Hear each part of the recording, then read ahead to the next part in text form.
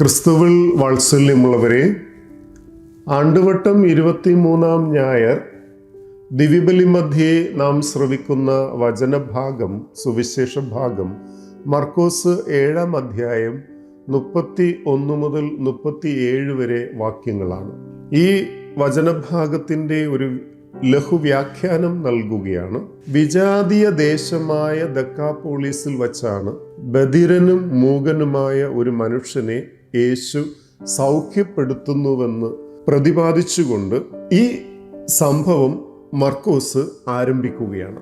യേശുവിന് വിജാതീയരോടുള്ള കരുണ നിറഞ്ഞ മനോഭാവം സ്പഷ്ടമാക്കാൻ വേണ്ടിയാണ് ഈ സംഭവം മർക്കോസ് ഉൾപ്പെടുത്തിയിരിക്കുന്നത്. തളർവാദ രോഗിയെ മറ്റുള്ളവർ യേശുവിൻ്റെ പക്കൽ സൗഖ്യത്തിനായി കൊണ്ടുവന്നതുപോലെ ഇവിടെയും മറ്റുള്ളവരാണ് ബധിരനും മൂകനുമായ മനുഷ്യനെ യേശുവിലേക്ക് എത്തിക്കുന്നത്.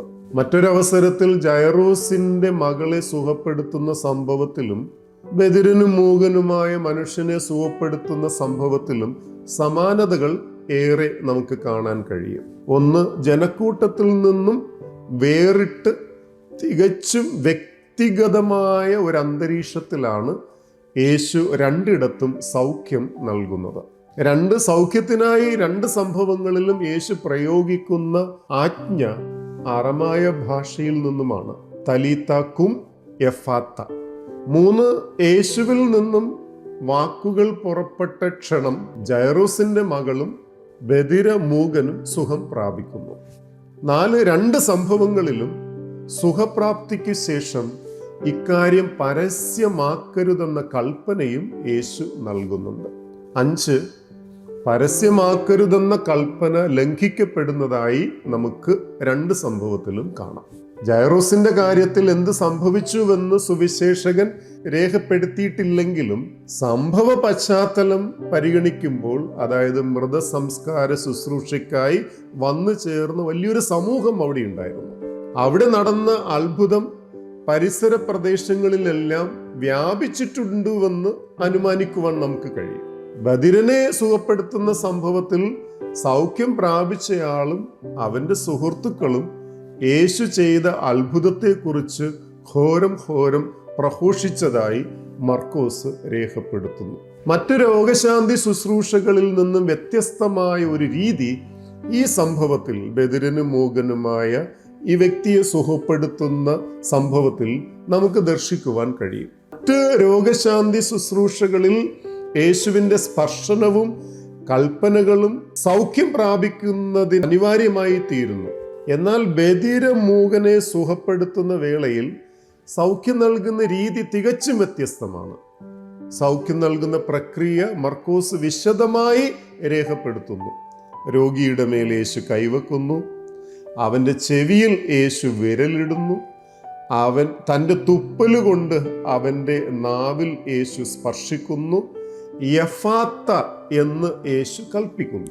മേൽ വിവരിക്കപ്പെട്ട 4 പ്രവർത്തികളിൽ ഒരു കൗദാശിക സ്വഭാവം നിഴലിക്കുന്നുണ്ട്. അന്നുവരെ അനുഭവപ്പെടാത്ത ഒരു വസ്തുത യേശുവിൻ്റെ പ്രവർത്തികളിലൂടെ വെളിച്ചം കാണുകയാണ്. അതുകൊണ്ടാണ് ആദിമസഭയുടെ ജ്ഞാനസ്നാന കർമാനുഷ്ഠാനങ്ങളിൽ ഈ കൗദാശിക സ്വഭാവം കടന്നുകൂടിയത്.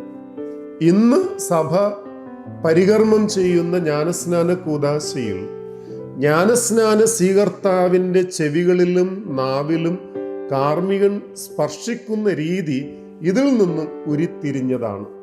സൗഖ്യം നൽകുന്നതിൻ്റെ അടയാളമായി ചെവികളിലും നാവിലും സ്പർശിക്കുമ്പോൾ അവൻ്റെ ചെവികൾ തുറക്കുന്നു, നാവിൻ്റെ കെട്ട് അഴിയുന്നു, അവൻ സ്ഫുടമായി സംസാരിച്ചു. സൗഖ്യം പ്രാപിക്കുന്നതിലൂടെ ഒരു മനുഷ്യനെന്ന നിലയിൽ അവൻ പൂർണ്ണതയിലേക്ക് വളരുന്നതോടൊപ്പം ഈ സംഭവത്തിൽ സദ്വാർത്തയുടെ കേൾവിക്കും പ്രഘോഷണത്തിനും മർക്കോസ് പ്രാധാന്യം നൽകുന്നു. അതുകൊണ്ടാണ് സൗഖ്യം പ്രാപിച്ച കാര്യം ആരോടും പറയരുതെന്ന് യേശു വിലക്കിയിട്ടും ശുഷ്കാന്തിയോടെ അവർ അത് പ്രഘോഷിച്ചുവെന്ന് മർക്കോസ് രേഖപ്പെടുത്തുന്നത്. സുവിശേഷം അറിയിക്കുന്നതിന് ആദിമസഭയിൽ ഉപയോഗിച്ചിരുന്ന സാങ്കേതിക പദമാണ് പ്രഘോഷിക്കുക എന്നത്.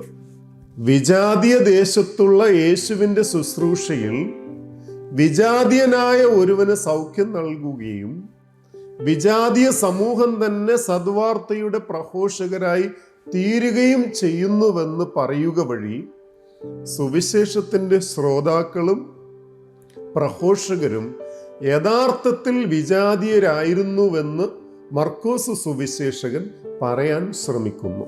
യഹൂദർ യേശുവിൻ്റെ സുവിശേഷത്തോട് വിമുഖത പ്രകടമാക്കിയപ്പോൾ വിജാതീയരാണ് സുവിശേഷത്തിൻ്റെ ഫലങ്ങൾ അനുഭവിച്ചതും അത് ഉത്സാഹപൂർവം പ്രചരിപ്പിച്ചതും.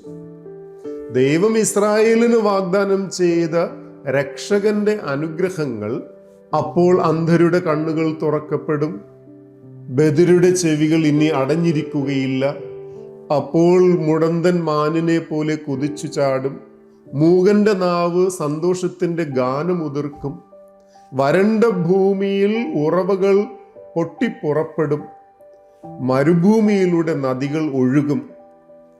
ഈ അനുഗ്രഹങ്ങൾ ഇപ്പോൾ വിജാതീയർക്കും കരഗതമായിരിക്കുന്നുവെന്ന സത്യം യേശുവിൻ്റെ പ്രവൃത്തിയിലൂടെ മർക്കോസ് വ്യക്തമാക്കുകയാണ്. ഈ സംഭവത്തിന് മർക്കോസിന്റെ ആദ്യ ശ്രോതാക്കളുടെ പ്രഘോഷണവുമായി ബന്ധമുണ്ട്. നീറോ ചക്രവർത്തിയുടെ മതപീഡനത്തിന് വിധേയമായിരുന്ന കാലഘട്ടത്തിലും ജീവൻ നൽകിയും സുവിശേഷത്തിന്റെ പ്രഘോഷകരായി റോമിലെ വിജാതീയ ക്രൈസ്തവ സമൂഹം നിലകൊണ്ടു എന്നതാണ്. പ്രിയമുള്ളവരെ, നാം വിശ്വാസമുള്ളവരാണ്. എന്നാൽ നമ്മുടെ ആത്മീയ ശ്രദ്ധ പലപ്പോഴും നമ്മിലേക്ക് തന്നെയാണ്. നമ്മുടെ പക്വതയില്ലാത്ത ആവശ്യങ്ങൾക്കും ആത്മാവിൻ്റെ ദാനങ്ങളിലെ യഥാർത്ഥ ഇടപെടലിനുമിടയിൽ നമ്മൾ പോരാടുകയാണ്. ഈ പോരായ്മകൾ നമ്മെ തളർച്ചയിലേക്ക് നയിക്കും, അല്ലെങ്കിൽ അവ നമ്മെ വളരാൻ വെല്ലുവിളിക്കും. വളർച്ചയിലൂടെ നമ്മൾ കേൾക്കാനും മനസ്സിലാക്കാനും തുടങ്ങണം. അപ്പോൾ നമുക്ക് വ്യക്തമായി സംസാരിക്കാൻ കഴിയും. നമ്മുടെ ചെവികൾ അടഞ്ഞിരിക്കുകയില്ല, നമ്മുടെ നാവ് ബന്ധിക്കപ്പെടില്ല. കുറവുകൾ ഉണ്ടെങ്കിൽ യേശു നമ്മെ സൗഖ്യപ്പെടുത്തും. നമ്മെ കൂടുതൽ വിശ്വാസത്തിലേക്ക് നയിക്കാൻ അവിടുന്ന് നമ്മളിലെ പോരായ്മകൾ ഇല്ലാതാക്കി അവിടുത്തെ പ്രഘോഷണത്തിന് നമ്മെ സാധ്യമാക്കി തീർക്കും. ദൈവം നമ്മെ സമൃദ്ധമായി അനുഗ്രഹിക്കട്ടെ.